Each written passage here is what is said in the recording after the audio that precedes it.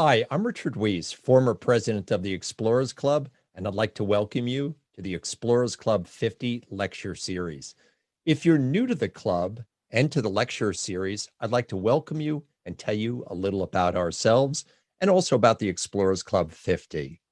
First of all, the Explorers Club was established in 1904. At that time, by a bunch of guys trying to get to the North and South Pole. And since that time, our members have covered just about every corner of the earth. In fact, when you walk into the lobby of our historic headquarters on the Upper East Side of Manhattan, there is a plaque on the wall that perhaps summarizes it best. Our members have been the first to step foot on the North Pole, first on the South Pole, first to stand upon Mount Everest, the highest point, the first to go to the lowest point in the ocean, and also our members were the first to go to the moon. Other notable explorers have been Theodore Roosevelt and Jane Goodall, and just about every notable explorer of the 21st century. Now about the Explorers Club 50. The slogan is 50 people who are changing the world that the world needs to know about. And I'll give you a little genesis of how that started. Last spring, during the beginning of the pandemic, one of our members said to me, "You've got to check out this performance or this video called Earthrise by a young poet named Amanda Gorman." I watched it, and it was about the Apollo 8 mission, which were our members, and I was blown away by how she described Earth, the environment, and the fragility of our planet. We started a short correspondence and became pen pals. She became a member. But I also thought, how many other Amanda Gormans are out there in the world? In fact, when I got together with the chair of this program, Joe Rohde, who you'll be meeting in just a few minutes, we got together and we said, how do we want to describe exploration in the future? And if we're truly a global exploration society, then our club has to represent the world as we see it. And not just in terms of how people look, but also how people describe the earth and the sky and just about everything in science. So how did we choose the EC50 honorees? 50 people who are changing the world that the world needs to know about. The first thing Joe Rohde said to me was that if you take a problem and you approach it with the same people, you are always going to get the same type of results. So he immediately said, we wanted as diverse a judging panel, people who could look at the world through a different narrative and lens and be able to come together with some sort of conclusion. So he put together a group that was from all over the world. The next thing we had to do is have our membership give us people that they have met along the way that were doing incredible things that maybe weren't recognized for their work. We got about 450 nominations, and I have to tell you, they were pretty amazing. We could have gotten an EC 200 out of it. We came out with our top 50 honorees, and the result was nothing less than spectacular. We have people covering all sectors of disciplines from space to paleontology, oceanography. We have Inuit, Native Americans, Sri Lankans, Indians, Africans, and just across the border. So this is the inaugural lecture series, and we'll have a few more that'll be rolling out over the week. But in the meantime, I want you to sit back and enjoy some good old-fashioned storytelling. Hello, everyone, and welcome to another episode of Explorers 50. The theme of this one is Trailblazers. We have a really, really interesting group of people to talk about the work they've done. They're spread all over the world. So let's take a moment and see what they have to say about themselves, and then we will return and have a conversation with them. Hello, everyone. I am Dominique Goncalves. I am from Mozambique, and I am the manager of the Elephant Ecology Project in Gorongosa National Park. And this is exactly what I would like to talk to you briefly. Is about the work I do with some of my colleagues in the Gorongosa Elephant Ecology Program in the park. So Gorongosa is located in the southern tip of the Rift Valley, really by the end of the Rift Valley in this country called Mozambique in southern Africa. Gorongosa in Mozambique is located in the center of Mozambique.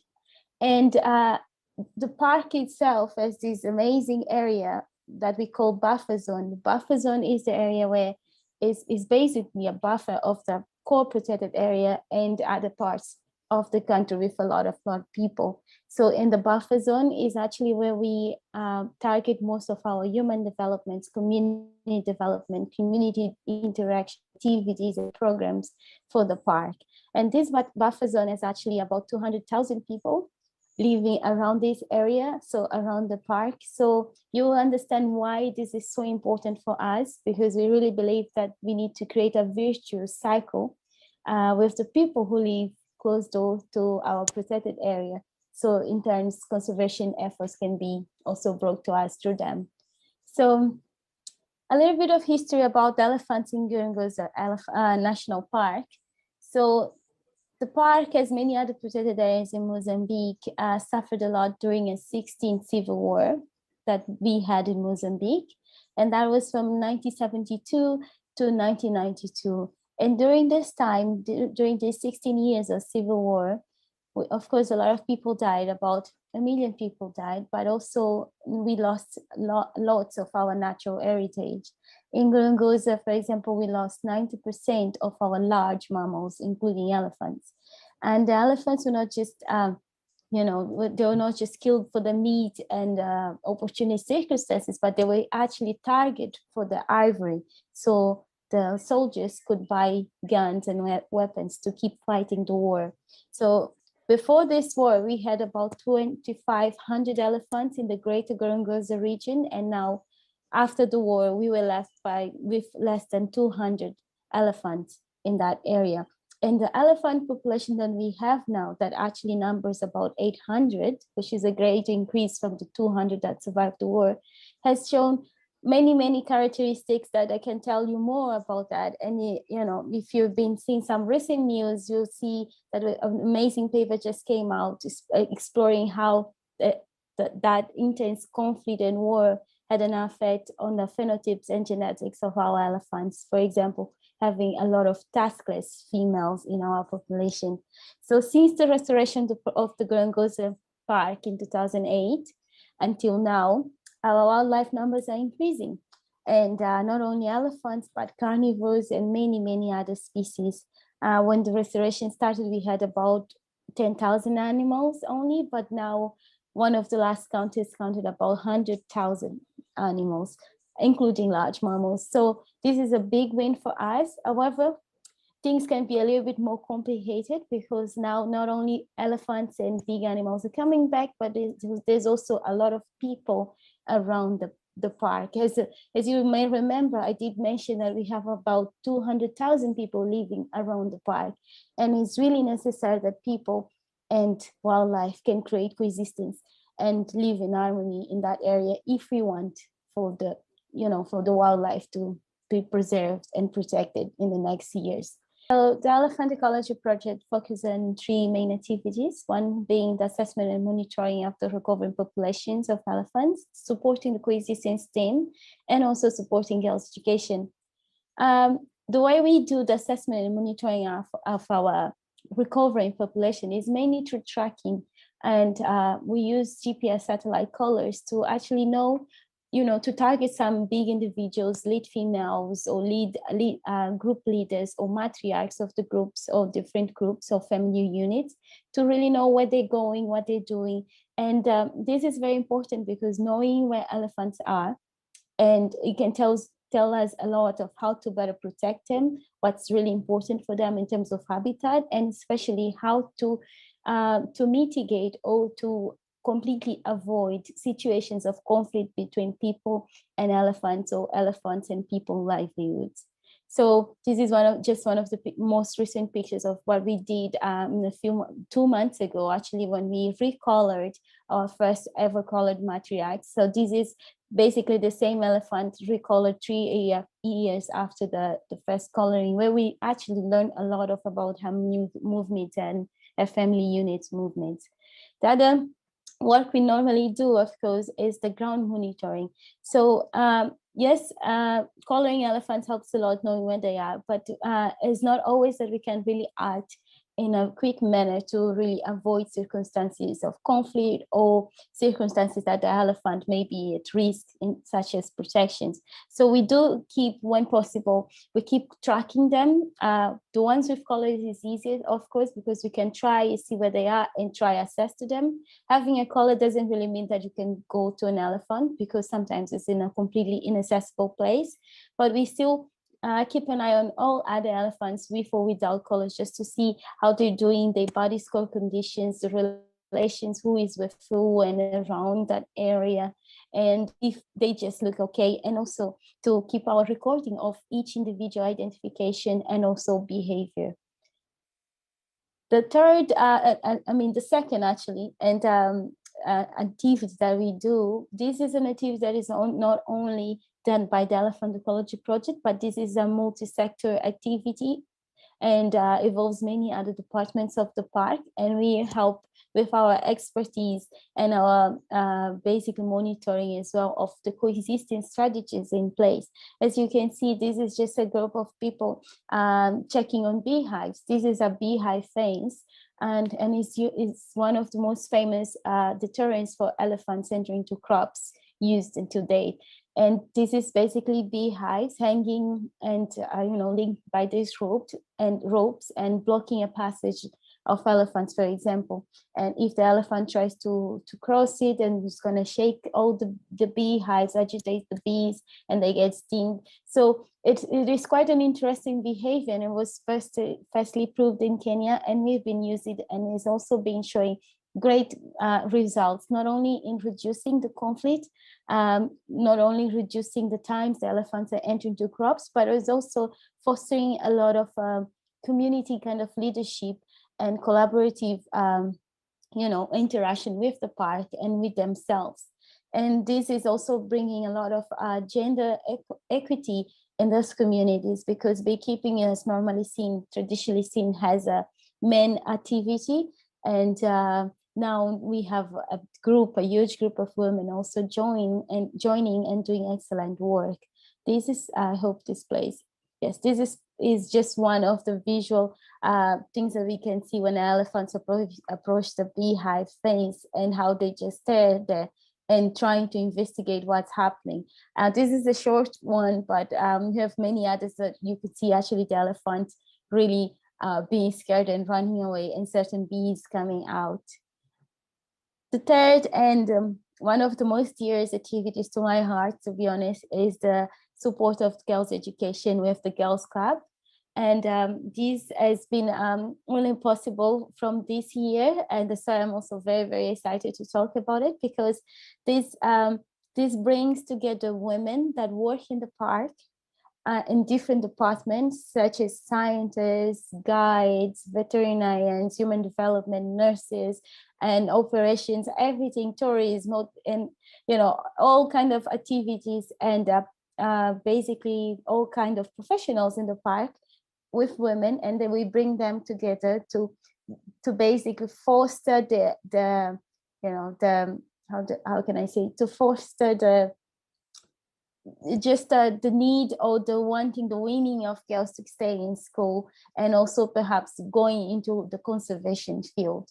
So these are basically an inspiration for the girls. So we call it the role models for change. So it's a bunch of us who just agreed on this, and we created a few brochures telling about ourselves, our lives, and all our challenges, and where we're from. I have to say, this is only Mozambican women who work in the park, and some of these women, my colleagues, are actually from the buffer zone of the park. So it's a huge thing for then the girls to come and to get a brochure and learn about these women who may be their neighbors or they look just like them, and then to see what they're doing, what is their work, the challenge they have been through. And we really hope that this may inspire them and help them also to create that continuous winning to study, because it's not only for one visit, but we're doing this to create a really special and long-term bond with these girls. So this was just the Murumbozi Girls Club. Murumbozi is up in the mountain, Mount Gorongosa. And they came to the park for the first time ever to visit and to spend some time with the role models, such as Mercia, myself, and others. And that day, they met the Morumbosi, the pangolin, actually named after that girls' club. And they had a lovely day in the park. And we kind of like really had strong bonds created. This is Amina, and she had read about Dadiva, our tour guide, and she was completely inspired by Dadiva and very happy to meet her. And in that day, that happened. So it's been quite a life-changing moment, not only for the girls, but especially for us as well, as the role models for these girls in the park. So this is what I do. It's just a tiny bit of what we do, especially in Gorongosa National Park, but this is mostly what we do in the Elephant Ecology Project in Gorongosa. And thank you. So good evening. My name is Mark Hannaford. I'm an explorer, a photographer, an educator. I guess I work hard to create social benefit or activities of social benefit and social change. I run an organization and I work in a field called extreme medicine. And I'm delighted to be presenting to the Explorers. I mean, I'm honored to be a member of the Explorers Club. It's such an eclectic and brilliant group of people, and such a rich, diverse backgrounds and knowledge. So, as I said, I'm the founder of a company, an organization called Extreme Medicine. I am an explorer and expedition leader, and I've led expeditions or been involved in expeditions to all 5 continents at least 3 times. I'm a published photographer. I'm honored to be an honorary associate professor at Exeter University Medical School, and I'm also an honorary aquanaut, which I'm pretty proud of too. So the area that I work in is extreme medicine. That's the medicine on the edge. It's medicine on expeditions. It's the medicine in sudden onset disasters, in humanitarian settings. It's really where medicine gets delivered in some of the world's most remote, most low resource environments. And we also work quite closely with organizations like NASA. So we would consider that to be extreme medicine, as they do indeed. In fact, anybody would. The Lancet medical publication very kindly sort of almost defined what it is by, the extreme expedition and wilderness medicine are the modern and rapidly evolving specialities that address the spirit of adventure and exploration. And they certainly address that in medical professionals who want to combine their medical careers and medical training and take their medicine out into the world. We want to be, and we have set ourselves the challenge of being the champions of a global movement of experts and leaders that amplify these learnings, benefits, and the application of extreme medicine. And we've been going for about 20 years now. We have a conference, which is now in its 10th year, which is happening in November in Edinburgh and digitally as well. It didn't come out of, I didn't come up with the idea of extreme medicine. I very much came up with the concept of combining it into something called extreme medicine. Sort of expeditionary medicine is clearly been around for many years. And in fact, one of the, it's been part of military medicine, it's been part of exploration for absolutely generations.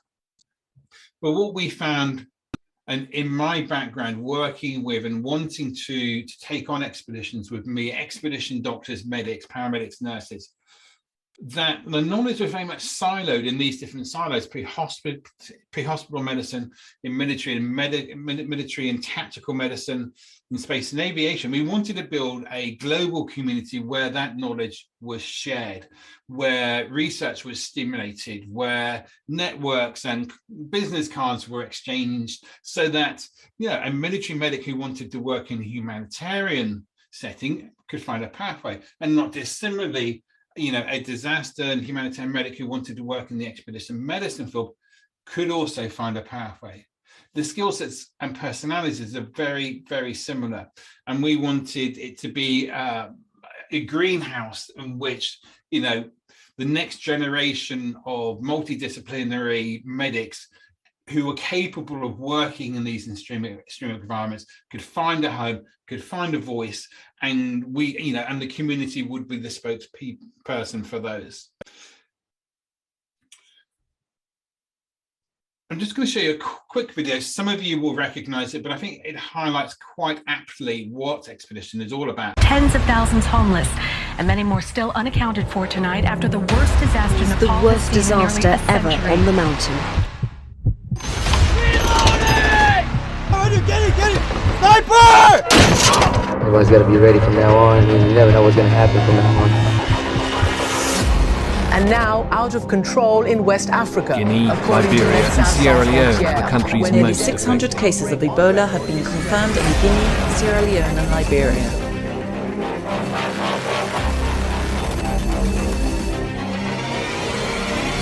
It's important to respond quickly. Just a few hours can make all the difference.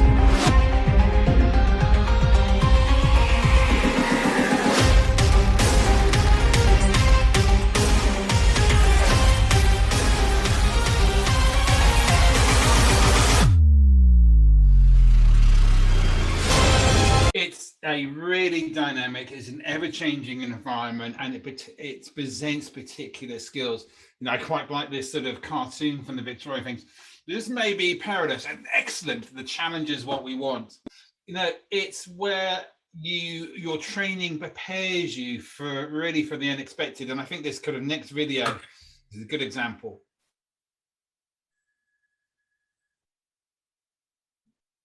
Some of you might recognize this as being down in Antarctica building the summer airstrip, and that tractor was extracted from that crevasse later in the season.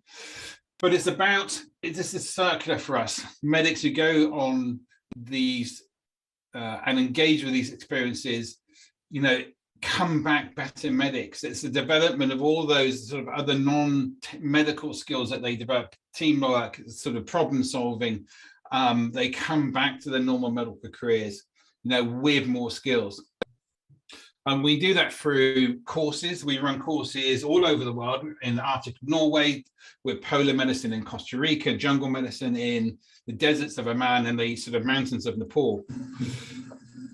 We also run an MSc program in extreme medicine at the University of Exeter Medical School, hence my honorary professorship there.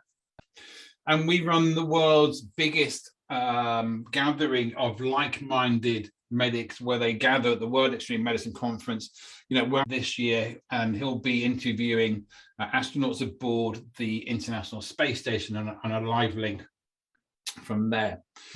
We also have an online academy, a kind of resource of learning with podcasts and interviews, films, didactic presentations, which we host on something called the WEM Academy. And I would encourage you to use that and contribute to it. We would love to have, lots more material on there, and for this to be readily available to people who are interested in this extreme medicine concept.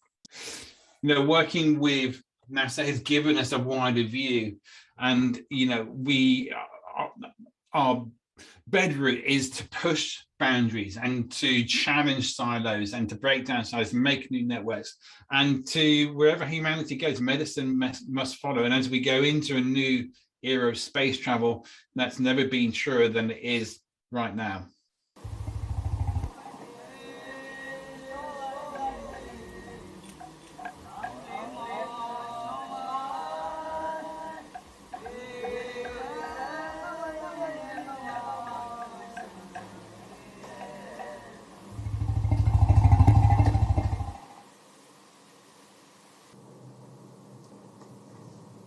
Hi, my name is Sateesh Venkatesh, and I'm a conservation biologist. I focus on studying human-wildlife conflict. It's an honor to be one of the Explorers Club 50 along with these amazing people. The sound you just heard was a recording I made while working in Myanmar, where people work closely alongside elephants. Understanding the perspectives and motivations of wildlife, like these elephants, can help people and wildlife coexist better. Being the largest land mammal, elephants take up a huge amount of land. Human populations are also booming in Asia. This creates an inherent battle for precious resources. From the human's perspective, people are growing food that is vital for their livelihoods, and elephants come to steal it. But from the elephant's perspective, this is a concentrated, high-quality food source that they should naturally exploit in order to survive. Interestingly, not all elephants exploit this high-quality food. Understanding why some do and why some don't might help better mitigate this conflict. How do we investigate why these individual differences in behavior exist? One way is to look at elephant personality, the tendency for an individual to act in a certain way. Often, elephants must bypass some obstacle meant to stop them from getting into people's fields. Individual elephants that are less afraid of these obstacles or more persistent might be more successful. If we can identify what types of elephants are most likely to overcome these barriers and eat crops, then we can tailor mitigation methods to those individuals. Controlled personality tests of elephants are still rarely done in the wild. Because it's difficult to get close to wild elephants, using a proxy group of captive elephants can be beneficial. This is exactly what we did in Myanmar. We tested a group of semi-wild timber elephants that roam freely in the forest at night and work during the day. In order to assess personality, we created a novel puzzle for elephants to solve. How different elephants approach this task gave us an insight into their personalities. Understanding the behavioral attributes of these individuals in captivity might provide us with a useful model for insights into what types of elephants might be causing problems in the wild. Understanding the driving forces of these elephants' behaviors might provide us with the key to altering that behavior. Because my work took place in Myanmar, I wanted to briefly bring to light the dire situation that the country is in today. In February of this year, the military-led coup took control of the country, overturning a democratic election. The people of Myanmar have been resisting ever since, but they still need more international support to put pressure on the military. If you're interested in learning more about this crisis, here are a few links to some good Twitter pages. Traditional media coverage has been spotty at best, but social media has been a decent place to get the news. In addition, there are some Senate resolutions in the US to sanction the military. Please call your senator and urge them to support Senate Resolutions 35 and 105. Thank you for listening. If you have any other questions, please feel free to email me or follow me on some of these social media sites. Thank you very much. Hello, my name is Dr. Donald Warne. So pleased and honored to be a part of the Explorers Club 50 and very happy to provide a presentation on some of the challenges that we're facing with American Indian health equity. And so much of what we need to do is really build those social connections and to recognize that we have health inequities that are historically based, but there are things that we can do about it. And that's some of the work that I'm doing here at the University of North Dakota School of Medicine and Health Sciences. So I serve as the Associate Dean for Diversity, Equity, and Inclusion, and I'm also Director of what's called the Indians into Medicine or InMed program. And we have a new Department of Indigenous Health as well. So when we think about American Indian history and some of the challenges that we face in terms of our disparities, we have to acknowledge that the entirety of the United States is indigenous land. And colonization, of course, started in the northeast of what is now the US. And many of those tribes were unfortunately just wiped out from colonization due to things like warfare and disease, and unfortunately, in some cases, intentional spread of disease like smallpox. So we have a very challenging history when we look at indigenous United States. And not surprisingly, with loss of resources, loss of culture and language, and other challenges related to colonization, we tend to see some significant health disparities in the American Indian and Alaska Native population. So I am Oglala Lakota, originally from Kyle, South Dakota on the Pine Ridge Indian Reservation. And I work at University of North Dakota. So I've worked all over the country and all over the world, but I've made it just one state north of where I'm from originally. But very pleased with the programming that we're working on. And this is kind of a framework, and I know it's a very busy slide, but this is our framework to really understand the impact of intergenerational trauma and why we see a direct link between some of the challenging history we face as American Indians and some of the chronic disease disparities that we see today. So as many people know, we had a period of forced boarding school participation in which children were forcibly removed from their homes and put into boarding schools where they did face abuse and neglect and other challenges. And the way that the government did this is that during the time the reservations were being established, the families were dependent on government issued food. So there were rations that were given because we had lost access to all of that land and sources of traditional food. So the families were given the option, either give up your children to go to boarding school or starve, because they would withhold the ration. So it was really just a untenable and really in many ways unjust policy that occurred. And this is not ancient history. My mother is a survivor of boarding schools. So this is just within the last few generations. We also see stress during pregnancy. Unfortunately, we face challenges related to unplanned pregnancies, as well as young women dealing with their own trauma and self-medication. So we see a lot of challenge even before many of our children are born. And then we have, unfortunately, adverse childhood experiences. And some of our communities are more prone to being exposed to adversity during childhood. And that creates all kinds of challenges related to health outcomes. So again, this is a relatively busy slide. I have a publication that's focused on describing this in detail. And I think that we just have to recognize that there's a direct link between historical trauma and current toxic stressors and chronic disease disparities, that these things are all connected. So when we think about trauma, we have to recognize that it's not just physical trauma like injuries. We have psychological trauma, emotional trauma, and for Indigenous people, a spiritual trauma based on the loss of culture and language and traditional land and sacred sites. So we really need to focus on healing. It's not just dealing with the traumas that have occurred in the past or might be occurring today. What is it that we can do about it? And in the spiritual realm, we recognize that reconnection to culture is very important, and that's an important part of our curriculum at UND and our engagement with communities. In the mental realm to the north is meditation. We had our own version of mindfulness meditation as Indigenous peoples. And in the West, in the physical realm, obviously we know that physical activity and movement is important to promoting health. And then in the emotional realm to the south, the social connections and counseling and really being connected with each other. During the pandemic, I wish we had never used the term social distancing. It should be physical distancing, but we need social connectedness now more than ever to promote health. So for our students, we do have a disparity in the numbers of physicians, public health professionals, and researchers from the American Indian and Alaska Native communities.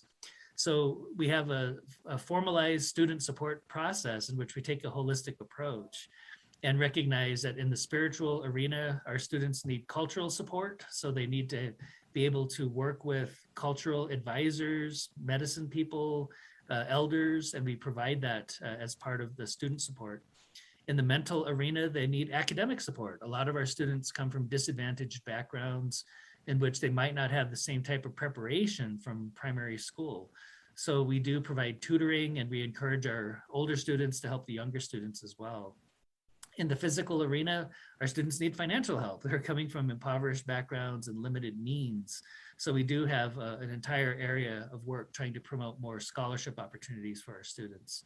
And then in the emotional realm, we provide social support. I think one of the challenges that some of our students face is that if they are the only American Indian student, then they feel socially isolated, and that will have an impact on academic performance. So we really have a cohort model in which we admit a number of students into medical school, usually about 7 per year. And then in our PhD program, we've been admitting about 15 to 20 students per year.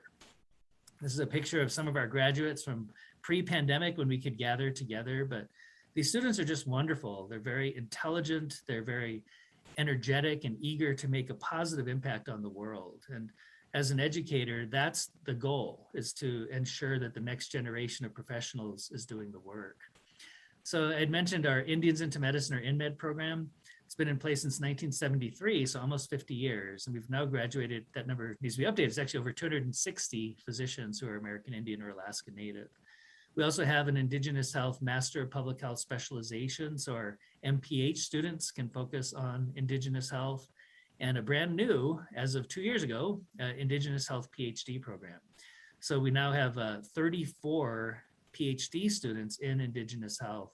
And that's across the first 2 cohorts of students. And we have a research program. I'm the principal investigator for what's called the Indigenous Trauma and Resilience Research Center, funded by National Institutes of Health. And we're looking at not just measures of stress and trauma, but also measures of resilience and what we can do to promote resilience in our populations. We also look at adverse childhood experiences and its impact on health outcomes, but also culture, language, and connectivity to place as protective measures against adversity. And we're also studying traditional foods and looking at nutritional epigenetics. So a lot of work going on in this space, trying to promote Indigenous voice and Indigenous perspectives on the healing process. And this is a picture of our PhD students. They're from all over the US and Canada. And we offer our entire curriculum through Zoom as a platform. So our students can be anywhere, but just a wonderful group of people. Makes me very hopeful for the future. And I always like to close with the fact that we learn a lot from the natural world. And here in the Dakotas, we have a lot of bison herds. And the bison bulls, the strongest bulls, face the storms. And we have some terrible storms here in the winter. But we learn a lot from this, in that the strongest bulls are the ones who face the storm to protect the ones behind them. And I think that those of us who are fortunate enough to work in professional arenas, whether it's academics or otherwise, we've been given a wonderful gift, and we have the opportunity to protect those that might not be able to protect themselves or protect those who might be vulnerable. And I think that that's our responsibility, whether it's as explorers or professionals or educators or in any arena. We need to ensure that those who are more vulnerable are protected. And we learn that from the natural world, and that's a strong focus of our work in Indigenous health. Welcome, everybody. It's really an honor to have you here. This is a fascinating conversation. I've led quite a few of these now, and there's almost always really surprising information and interfaces that come out of these conversations. So I'm very interested to see what happens today. The subtitle of this particular episode was Trailblazers. Partly because in each case, there's some aspect of what you do that's pushing out into a frontier, pushing an edge. And this is part of what we've been trying to do with this program and with the Explorers Club itself, actually, to push the edge of the definition of exploration by changing who's doing the exploring and by changing what the subject is that might be explored. And as you know, what people see depends a lot on who's doing the looking. I'm curious about the relationship between equity and wellness, this underlying source of stress, and how you factor that into, because medicine can be very, not that it's binary, but it could be preoccupied with the physical body and things that happen to the body. But you're dealing in a realm where there's much more going on. And I'm curious how much of that has to do with the work that you do. First of all, I'm just very pleased and honored to be a part of these important discussions. I am really honored to be a part of the Explorers Club and having the opportunity to share this story. So as I mentioned in the video, I'm Oglala Lakota, originally from Pine Ridge, South Dakota. And my community is beautiful culturally. There's a lot of rich history, but there's also a lot of poverty and inequity. And what I observe in my home community is higher rates of chronic disease like diabetes and cancer, higher rates of risk factors like commercial tobacco use and substance use, and even higher rates of infectious disease. I think lower levels of health puts us at risk for things like COVID-19 and influenza and other types of infectious diseases. So unfortunately, my community and many of the tribal communities in the Dakotas are really suffering a great deal of inequities.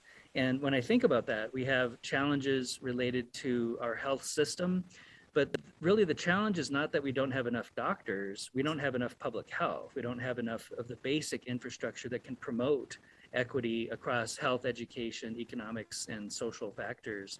So in my career, I am a family doctor and I love medicine and taking care of patients.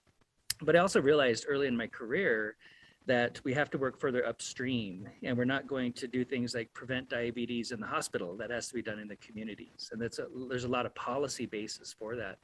And then thinking of things holistically and culturally, the effective programs that might work in New York City or Atlanta won't necessarily work where I am from, and smaller reservation communities that are much more isolated, and we don't have typical infrastructure that a lot of people take for granted. So in my work going further upstream, I have been trying to develop the next generation of healthcare providers and public health professionals from Indigenous communities. So in addition to our Indians into Medicine or InMed program, where we've now graduated over 260 American Indian physicians out of InMed programming, we also have the world's first Indigenous Health PhD program. And I'm very pleased with that, because within the PhD, we're training our students to become very good researchers and methodologists. And I think people with lived experience can ask more meaningful questions about how we might improve the health system. So within our first 2 cohorts of students, we now have 34 Indigenous Health PhD students at UND.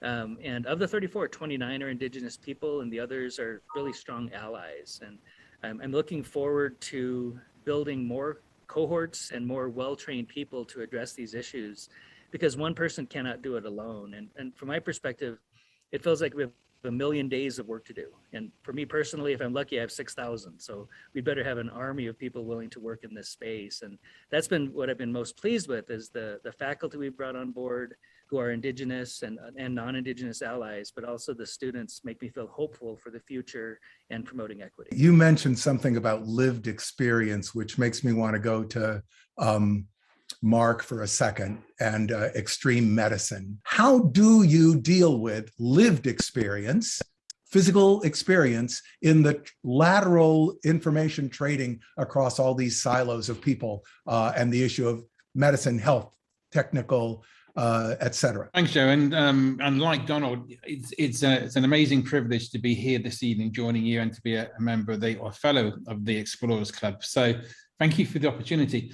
Lived experience, absolutely. We can train people as, on training courses and give them resources to read, to learn from, but it doesn't replace being in the field. You can learn as much as you like about polar medicine and not be not be in an extremely cold environment, and suddenly be thrown into that and be completely out of your depth, not only as an individual, but certainly as a medic providing support on an expedition. So, one of the things that we very much wanted to do at Extreme Medicine is share the benefit of those experiences learned by other people in different silos of medicine, like humanitarian medicine, disaster medicine, tactical medicine, and bring them into our teachings.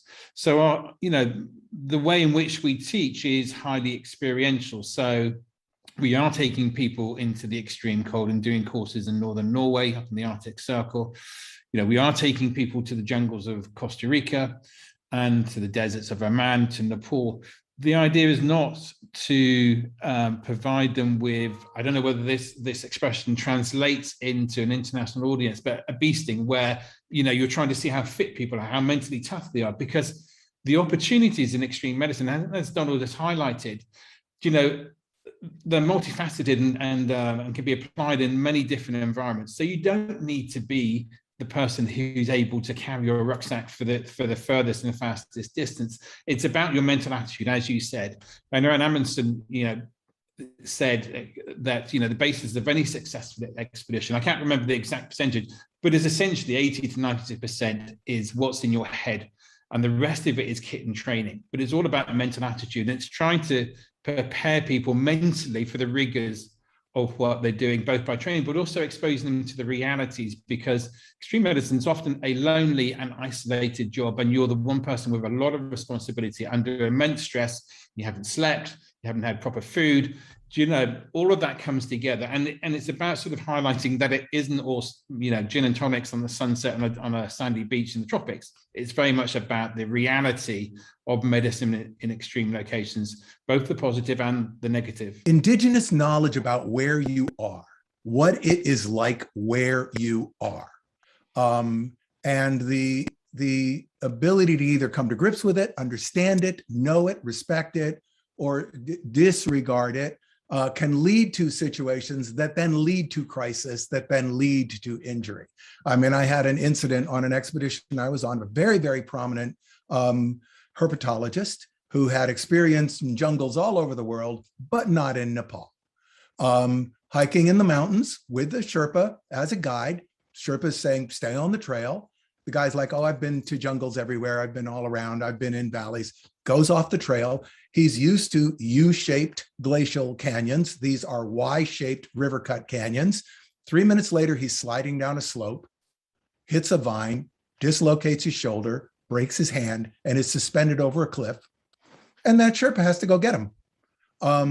And that only happened because of a sense of, I have expertise, I have knowledge, I've done this a million times, I know what these environments are like, I'm going to go do this thing. And now there's a whole cascade of like injury, potential injury, medicine, treatment that has to happen. How much of this has to do with really cultural accommodation for where you are and what it is like where you are? I think that's a wonderful example of how we can't just take an evidence-based practices approach and apply it to every community, because I think that's a wonderful example of evidence in which the expert knew what they were doing within a certain context, but you change the context and then suddenly they don't necessarily have the expertise to approach things in the most appropriate manner. And I see that all the time in public health and in healthcare systems when we're working with tribal communities. And we're forced to identify best practices and evidence-based practices in public health. And I understand the rationale for that.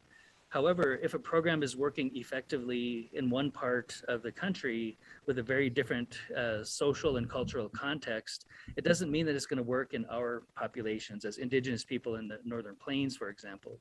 And this was I had a real stark example of this when I was conducting research with National Institutes of Health. I used to be a staff clinician with NIH. And there was a story, a national documentary about obesity in the United States. And one of our leading expert researchers was on national TV talking about how this particular tribe had the exact same diet as everyone else, but was having higher rates of diabetes, therefore it must be genetic. So the next day I asked him, I told him I saw him on TV and asked him, I heard what you said, but what about the commodity food program? And the commodity food program is a USDA sponsored food program for impoverished populations.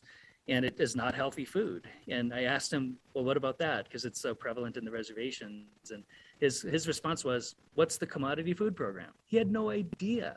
So he had incredible expertise when it comes to the molecular biology of type 2 diabetes, but no context in which to apply it. And then they wind up asking the wrong questions and doing the wrong programming. So that's just one example, but I really do appreciate your example of the explorer. So thank you.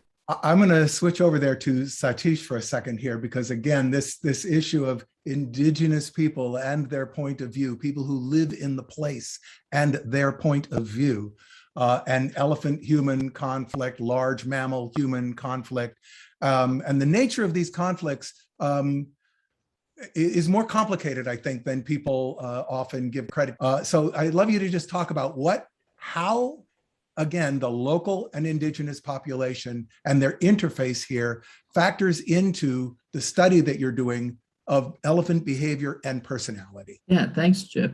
It's very similar to what Donald was saying as well, where you can't take one model that works in one context with people and with animals as well.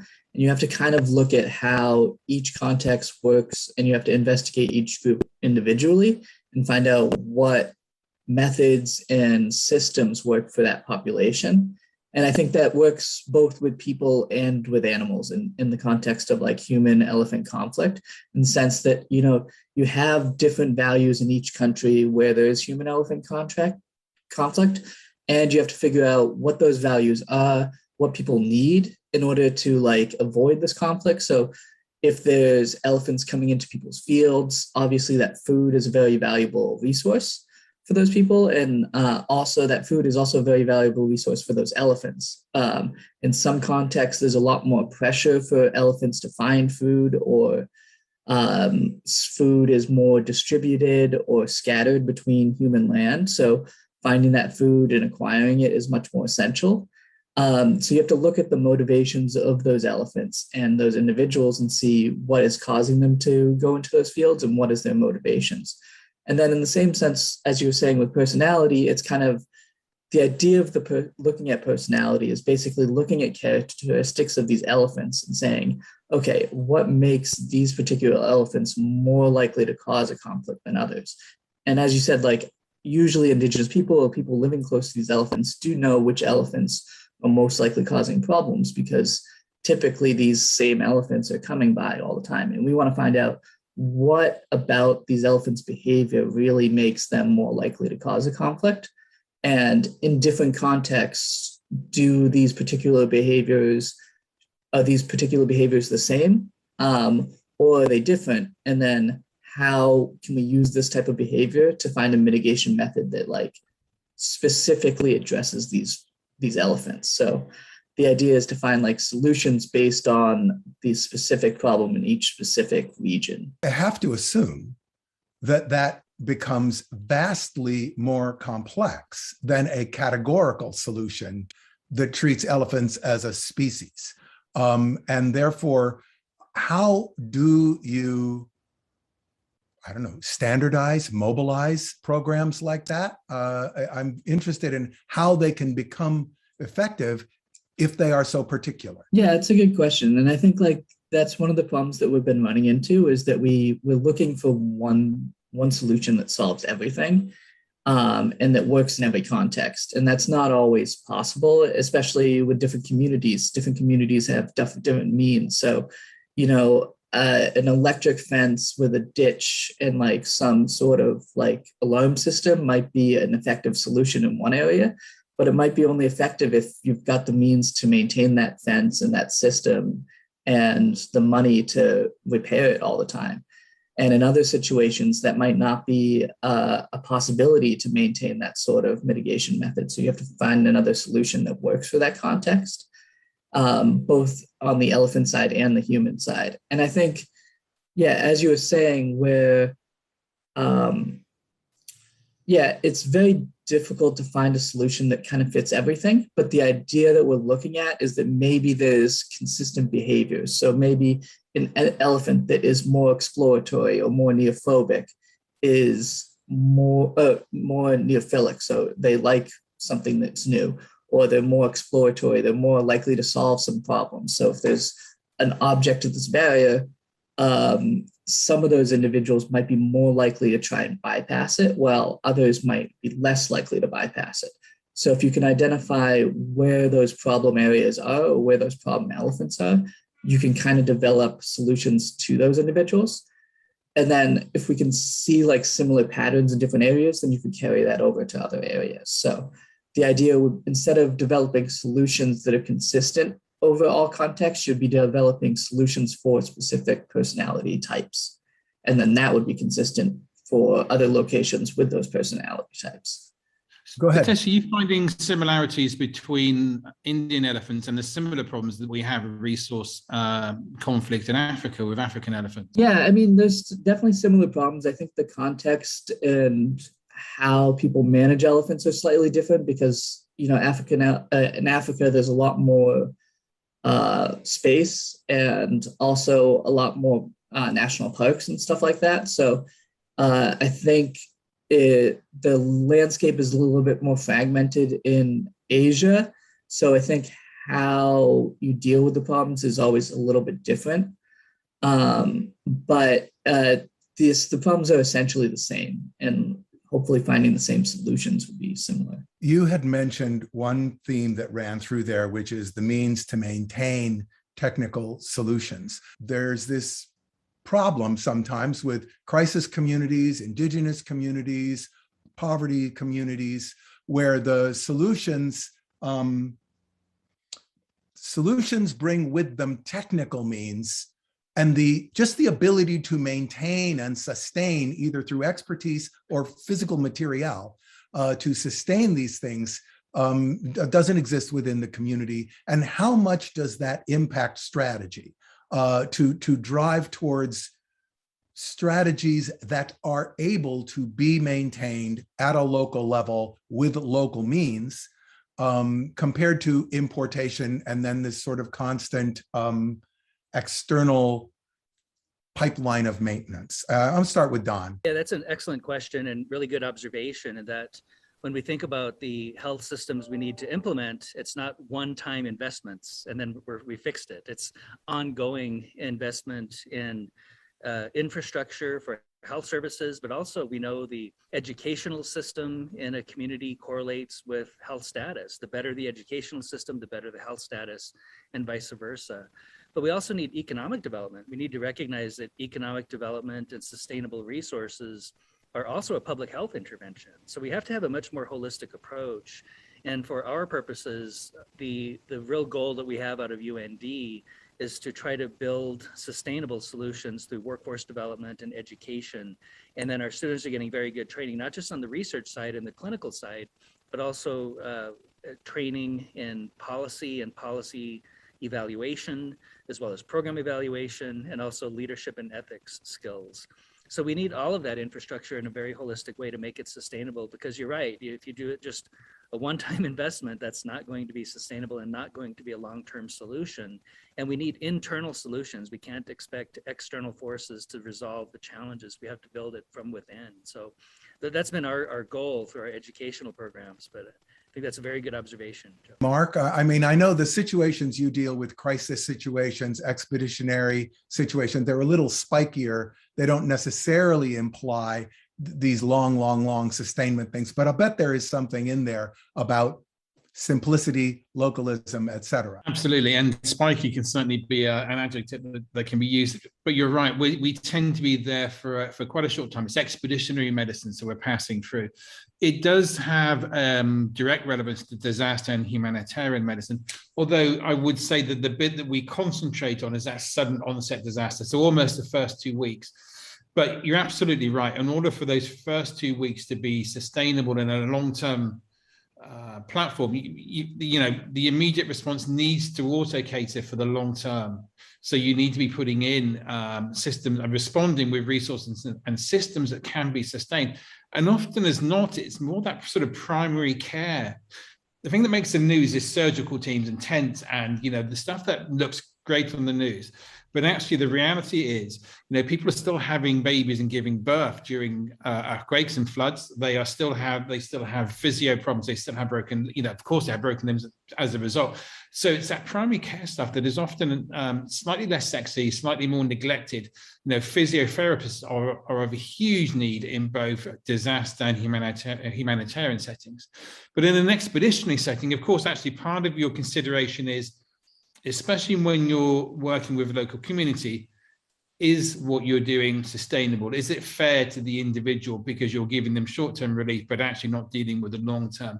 And that does raise in remote areas with limited resources, you know, ourselves, you know, a philosophical question and is a difficult one to answer at times. Well, it is the utmost important if you want wildlife and, you know, ecosystems and systems to be, so we can still have them and they can still basically work as they are now, because the world is changing so much, and some of these places, wild places, these pristine places, and this wildlife and biodiversity, it is all getting a little bit shrinked, and we need to do something. And yes, great ideas, big ideas, and funding and many things might come from very big institutions and really outside that box and at different places. But by the end of the day, it's the people who live next door to those things that has the most important tool.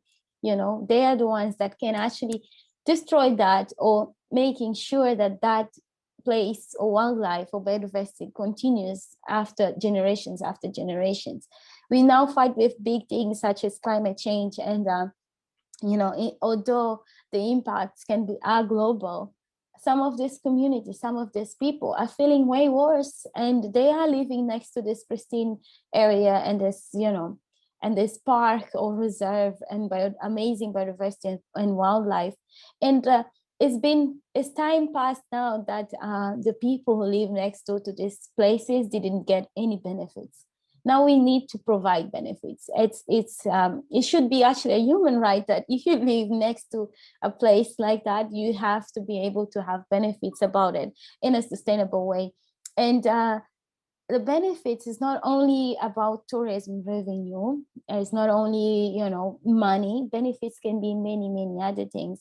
So uplifting these communities and working together doesn't really only mean, give alternative income or livelihoods, but there's also a lot of nurturing that sense of place in them, the stewardship of those places, bringing back, at least in my community, all the traditions and traditional beliefs associated with that place, what that place is so special to it.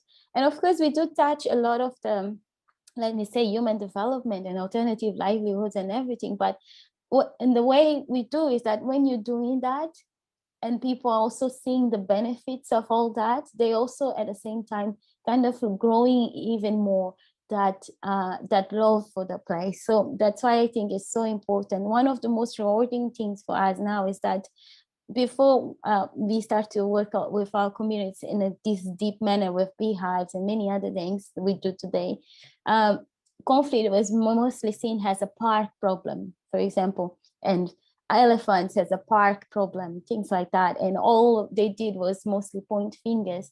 But slowly, with a lot of listening and talking, because that's one of the most important things as well, listening and talking to the people there, we started to see that they also wanted to be seen as part of that.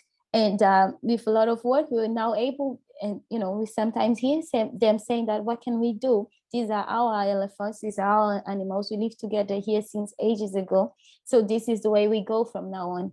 And that is one of the most important things, is when people start to perceive those things differently, because they have the knowledge, they have been seen as and put as one of the most important pieces in the decision-making process.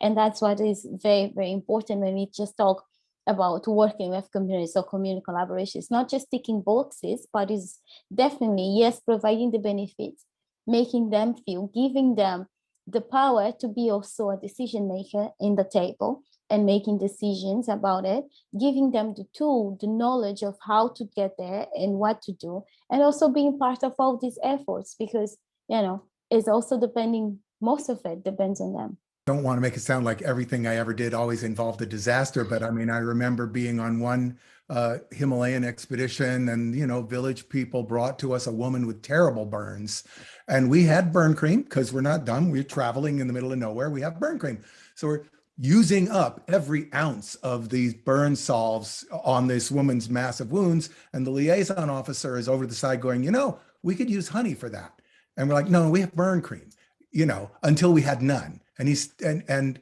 only like months later did I learn, oh yeah, you could have used honey. That would have worked. And there's like gallons of it, and of course it'll always be there because there's bees. So that notion of finding a solution that can be applied locally and stick, it really stays with you when you come across it. And that it goes back down to the elephants and this idea of local people figuring out, or being aided in figuring out, for this elephant, this will work. I'm curious, and back to you, Sateesh, on this. As elephant habitats become smaller, more constrained, they become more functionally similar to artificial habitats, which is basically a lot of my experience had been working on medium scale artificial habitats for animals. And in order to make those sustainable, there's a lot of what we call behavioral enrichment. You're adding interesting, diverting things to the environment so that the pathologies of behavior, that are directed towards these things. Have you done any interface work with zoos, sanctuaries, places where elephants are in rather remarkably constrained circumstance in terms of managing, I'm not talking about mitigation, but actually managing behavior and enrichment? Enrichment is definitely something that's interesting, especially in very captive situations. I've worked in both my work in Myanmar and my work in Thailand were both in captive situations where elephants are constrained in a small area. And For the most part, yeah, if you are in a very captive situation, you do need enrichment and adding in new ways to explore and investigate, especially for those individuals that are really prone to doing that. So individuals that are really interested in exploring and investigating or trying new things, introducing those new and exploratory methods. So for instance, some of my work in the National Zoo, they have lots of, at the National Zoo, they bring in lots of enrichment items in order to help out those individuals, in order to give them stimulus where they can explore and investigate different things. And even at that zoo, we saw with the group of elephants they have, we saw that there were slight differences, it seems, between the individuals. We didn't test them that much. We did it kind of as a pre-test for the work in Myanmar. But we did seem to see like that they had different ways of investigating some of the enrichment items that we brought them. In addition to that, I think, I think it's definitely interesting looking at it in a kind of conservation context as well, where we've always looked at mitigation methods kind of as a deterrent. So usually barriers or things that scare off elephants. And you could also, there have been a few things that have been using enrichment methods, sort of looking at their motivations and trying to find other ways of kind of figuring out how we can motivate these elephants to go to a different area, say, or use a different path. So especially with corridors between fragmented landscapes, people have talked about trying to find out ways to encourage elephants to move into corridors in order to move them between areas instead of through fields or through human land in between. So the idea of like kind of corridoring those individuals to different places. Don, and just tell me about some quintessentially great day in the work that you do. Well, it's a very timely question. I'm actually in Montana for a program called Pearl. It's promoting Indigenous research leadership. And I was able to serve as one of the mentors in this particular workshop. It was a 3-day workshop in Bozeman, Montana, a very beautiful setting. And we had Indigenous researchers from all over the country, including several from my own institution. And we went through a lot of processes looking at how to best acquire grants and other funding to support your research, how to support your career, research methodology and design. So for most people, very boring stuff, but for some of us, the very interesting things.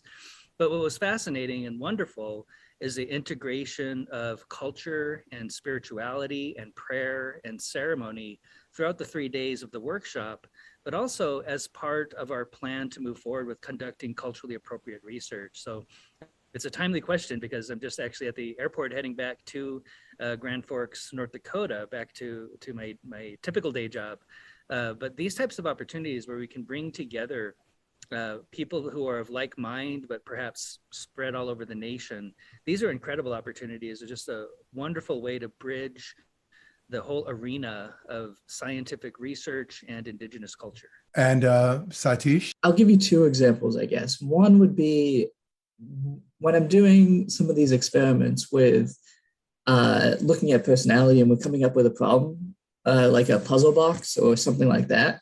I guess like one of those quintessential days that's really good is when we were working with this puzzle box with these elephants in Myanmar, and we're like, okay, we've got some that seem to solve it, some that don't. We started doing our testing, and the first couple of elephants were just not really interested at all with the puzzle box. And we thought, oh, maybe it's just not working at all. And all this whole plan failed. And then that first elephant that kind of solves this thing, and you can see them kind of investigating and looking at this puzzle box and kind of trying different methods to get into it. That's the really exciting bit when you're like, okay, so there are differences and there are some individuals that are really engaged and interested in these things. And then thinking of like, especially those individuals that you see that like you have this way you design the puzzle box to be opened, and then the elephant figured out another way to do it. Whereas we didn't think about how that could be done, and they'll think of a different way to do it. And then you're like, oh, that's amazing that they thought of a different method than what I would have considered to be the easiest method for them to do. And then the other one would be from the wild elephant perspective, where you're looking at elephants in the forest and you just see them being calm and eating food and just like relaxing. And you can see that interaction and the social bond between elephants, and like that idealized way of like where we see elephants in this calm and relaxed environment in the forest is really what we would ideally want to see elephants always look like. And that's kind of what we're hoping to get back towards in terms of like creating those avenues. And Mark, what's a quintessential great day? You know, Joe, that's an incredibly difficult question to answer, isn't it? Being my background is in expeditions, so you know that's those sort of desert sunrises where you wake up feeling slightly cranky because you haven't slept that well because there's no, you know, sleeping on the floor, but you wake up to the desert around you. You know, that kind of polar storm where you're in the middle of it and it's feeling all a bit sketchy, but you're just feeling completely alive.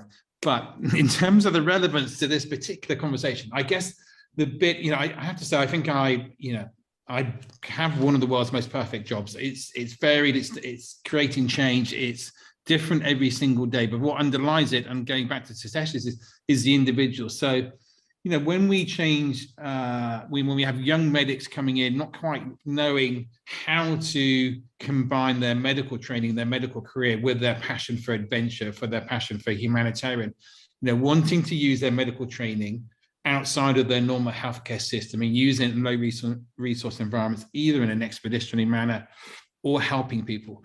You know, when we train, prepare, and show them that doorway, and you see them stepping through, and then you hear their sort of continuing story of where they've been, the impact they've had, how they've developed.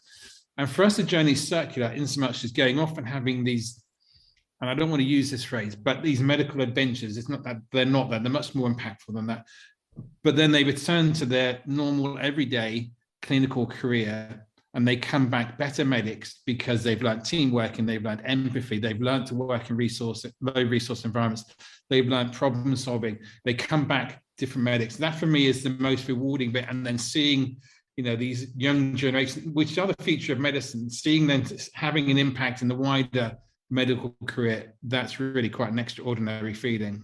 Well, I think a very good day in the field will be me going early out into the park and being able to find a group of elephants, a family unit, and being able to perhaps be in charge a little bit, but not too scary at that time, and still being able to stick around them and spend some time with elephants doing identification, behavior, and then I would come back.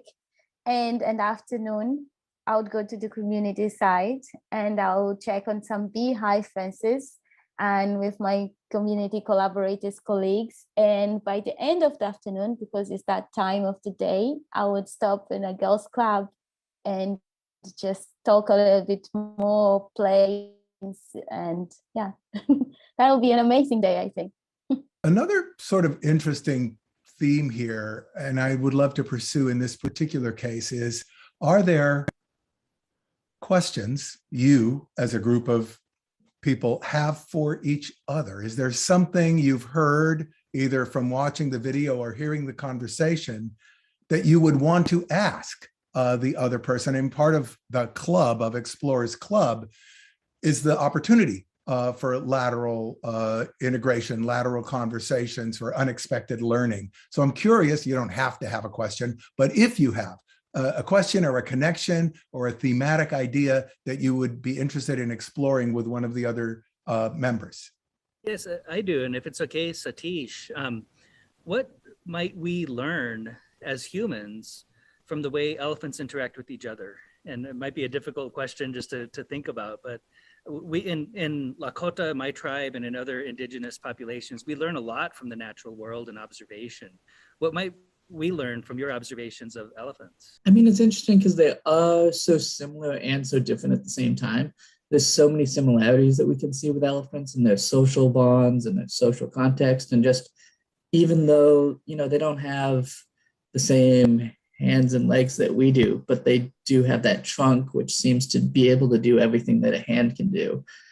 So we do see a lot of similarities with them, but but they're also so different. And I think maybe that is kind of what we can learn, is that it's interesting to look at somebody that's different or somebody that's so similar but so different from you, and also being able to find those connections and similarities. So it's interesting, I think, looking at elephants and seeing what we can recognize that's the same about them and that we can relate to, and then also realize that they're unique in their own context and very different, and that we can't like impose our own beliefs on how they are thinking and how they're doing things onto them. And we have to kind of take what they're doing in their own context and kind of examine it in that way. I've got a question for Don. Don, I'm curious about how your Lakota tribal background and the social heritage that comes with that, how that's influenced and shaped your own medical career. Yeah, and it's had a huge influence because when I was growing up, I was learning traditional medicine from my uncles who are medicine men. And I was part of an apprenticeship without really knowing it, just part of how I grew up, participating in ceremony and learning healing processes and learning the language and culture. So that was a deep-rooted part of who I was as a person long before I thought about going to medical school. And when I was in college, I was doing well, and I was being encouraged by the pre-med advisor at Arizona State University to consider becoming a pre-med because I happened to be doing well in the sciences, and he wanted to diversify the pre-med population. So in truth, I was a little concerned that maybe my uncles would be disappointed if I go that route, kind of going to the dark side of medicine, so to speak, as opposed to just the cultural based side. But actually the opposite happened. And one of my uncles, who is a traditional healer, he's no longer with us, he's passed on. But he said, I think this is a good idea, but if you do this, never forget where you come from and never forget your responsibilities as a Lakota person. And we have traditional values that we must adhere to, and the work is done not for ourselves, but for our community and for other people. And for those of us who have these opportunities, it's a tremendous responsibility to give back to the communities and to work as hard as we possibly can to improve the lives of those who just don't have the same opportunities that we do. So I think everything that I do is rooted in those initial cultural teachings from my childhood. One other thing that we tend to also try to pursue here, I mentioned early in our conversation, this is a project for the Explorers Club. We are embarking on a project here to expand the meaning of exploration, to expand the eyes and minds that are considering the world, and to expand the definition of what it is to be explored. And the hope is that that has both enriches the club and its way of seeing the world, and also in a way, because it brings new eyes within the club and new voices within the club, it changes the exploration of the club of itself. It makes something that was very familiar and very understandable, it makes it kind of new and worthy of exploration in and of itself. And so I'm curious, each of you, what your hopes are now that you are recipients of this award and now that your involvement in the club has this insertion. What your hopes are for the future of that involvement, the future of the club, the future of your place within the club, the future of all of that relative to your work. And I'll start with Sateesh. I think this is a great opportunity to include a lot more people in the club and also the idea of exploration. And I think especially I've had the opportunity to travel a lot and do research and see all these places and experience different cultures and different wildlife all over the world. And I think one of the big things about the Explorers Club, one is exploring and seeing those new things, but also getting that opportunity to experience and explore things in those areas specifically.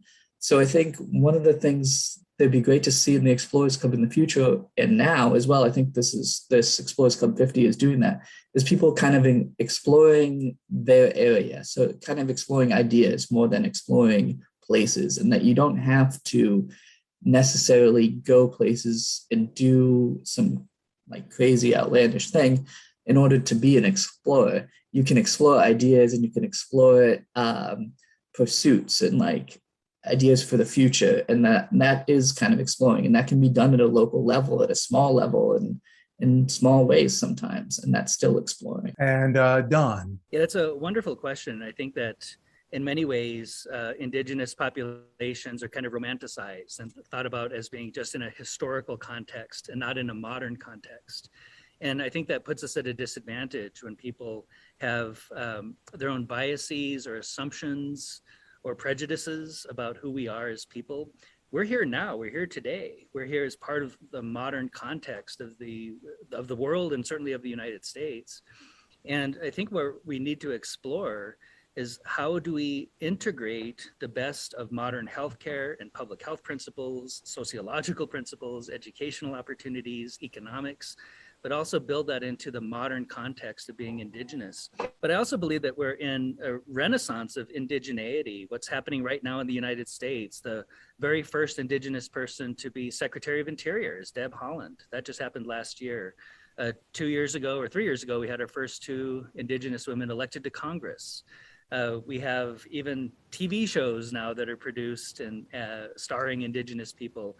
There's just so much movement in this space, and it's consistent with traditional belief systems and prophecies that it would take 7 generations from several of our horrible events that occurred in the 1800s to really heal. And I believe that's where we are, and I believe that that's where we need to continue to explore. And Mark? I guess, again, my drivers are twofold. There's one, a very personal one, in so much as my youngest daughter goes off to university next year. I was seeing that as a bit of a black hole. It was kind of, I was quite, but I've just realized it's a massive opportunity for me to get back into expeditions. So to, get back to doing what was my absolute passion, to going back into expeditions and, exploring more, trekking more, kayaking more, dog sledding more. On the extreme medicine side, it's about challenging our own thinking. It's about not accepting our own, as you mentioned, sort of cozy way of doing stuff. I've been, involved in extreme medicine or pioneering extreme medicine for 20 years now. Your thinking always needs to be challenged, otherwise it doesn't stay fresh. And the Explorers Club is an amazingly eclectic collection of individuals and experiences and contacts. And that for me is an incredibly enriching environment in which to delve into, to one, challenge my own thinking, but also to do more with extreme medicine. We've got this massive upswell of young medics who really want to contribute to the wider world, and they're using the kind of philosophy of extreme medicine to do that. Now, we're also at the cusp of technology where medicine is now much more portable and can be carried into these remote areas. Communication is getting better. Our annual conference is supported by NASA and SpaceX. The technology that's available to democratize medicine is there, just waiting to be tapped into. So it's tapping into wider community to allow us to do that soon, deliver better medicine in remote places. Oh yeah, definitely. I think I have 2 points here. First of all, look at me. I'm local. I work in my country. So wouldn't actually be considered an explorer, perhaps in a traditional way. So that's already a big difference. And the fact that I am ecologist, conservationist, doing conservation work with elephants in my own country already breaks a lot of rules or biases around this complex term of exploration. And also not only about where I'm from and where I live, but I'm also a woman. So that breaks already many social norms and barriers in my communities, in my country, about what a woman can or cannot do. And especially also shows a big deal of difference in those communities and my country about, when women have access to education, what the women can actually bring back to the society, to that environment, to that community. And I think I can say that I am lucky that I'm one of those examples. And I think also that the other way that my work or being seen as an explorer really changes or makes it more modern is the fact that actually we are not just looking for, traditionally explorers will be perhaps looking for very, very high rich things, very, very seeming very hard to do things and in difficult places and things like that. But today you can see that as an explorer, we're also trying to solve current problems. We have hands and boots on the ground, we're not just daydreaming out there and trying to just be in a book or something, but we're actually dealing with very, very important everyday problems in our places. Yes, there's always the excitement for research and finding new things, and we're also doing that. We're also finding new things, perhaps not the ones that are big tick boxes, but there's always new things to find, and we're always in that learning process because everything is so dynamic in our systems these days. And I think that is very, very important. And I think I had one more point and I forgot now. But yeah, for now, I'll say that's it. That's, basically who I am, what I'm doing as a woman, as a Mozambican woman, being an explorer. That already changed a lot of what people thought that an explorer would be. And also tackling like modern, but also daily problems, and bringing basically solutions to problems that otherwise really, it changed a lot in people's lives. So I think that's what it is. Well, I would like to just take this opportunity to thank you all, first of all, for the work you do. Second of all, for the time you've spent today to talk with us, and for your participation and the value that you bring to the Explorers Club. This has been a great conversation. I really have appreciated, and as always, I find these to be fascinating revelations of the richness and diversity and value that all of you bring to the club. So thank you very much for your time. I'm going to let you go back to your pursuits and careers, and we'll hope to see you at the club sometime. Thank you very, very much.